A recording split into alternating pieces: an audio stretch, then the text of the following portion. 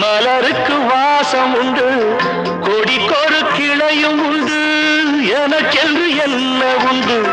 நிலவுக்கு வானம் உண்டு, மலருக்கு வாசம் உண்டு, கொடிக்கொரு கிளையும் உண்டு, எனக்கென்று என்ன உண்டு?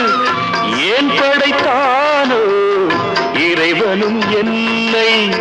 மனதில் எனக்கு நிம்மதி இல்லை.